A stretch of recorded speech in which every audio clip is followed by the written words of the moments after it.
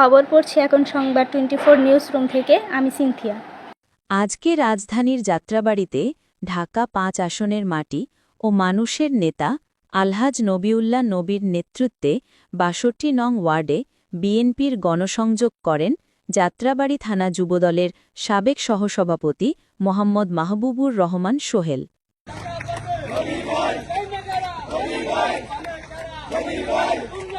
Robbie